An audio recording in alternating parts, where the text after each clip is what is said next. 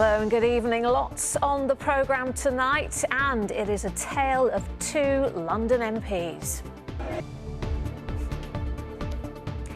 Good evening. 11 years ago tomorrow, two new London MPs took their seats in the House of Commons together. One would become the Prime Minister, the other the Health Secretary. Today, one's fate depends on the other. Sir Keir Starmer is vowing to carry on despite more than 90 MPs demanding his resignation. The first of four ministers to stand down today was Peckham MP Miata Fahnbulleh, but it is the silence of the Ilford North MP Wes Streeting which has Downing Street nervous this evening. Will he come out and challenge the Prime Minister for his job? Here's our political correspondent, Simon Harris. Well, it's not even 2 years since Labour won with nearly 60 MPs elected around London. So what do voters make of this latest bout of government infighting? 2.5 miles from Downing Street in Holborn, Keir Starmer built his legal career and launched his political one too. Kath O'Patter has been gauging the mood there.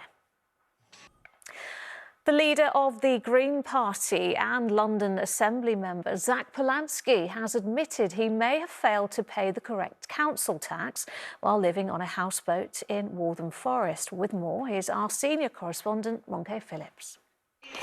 But first, what is the difference between fish and chips and cod and chips? Well, several quid on your bill, and the latter might not even be available. The price of cod has risen so much because of shortages in the North Sea. Some chippies are taking it off the menu. One wholesaler told Rags Martell sometimes it's almost as expensive as lobster.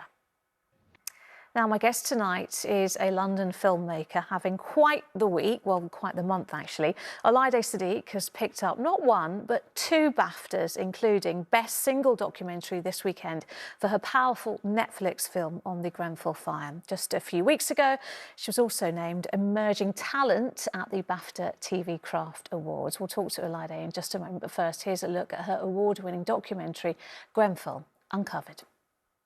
At the BAFTAs, let's just take a look at the moment you got your award. Resonated with audiences and the critics, and you know, what was so important to you to tell the story of Grenfell, what happened, but also the survivors and the bereaved?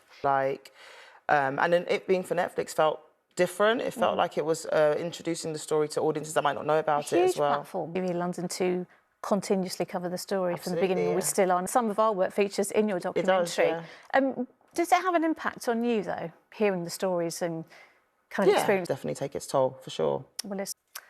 Well, next, the event attended by the King and Queen to recognise the efforts of outstanding young people across Britain. Charles and Camilla were joined by a host of celebrities in the capital last night to mark 50 years of the King's Trust, with one star sharing a few choice words with the King about President Trump. Sangeeta Kandola has more.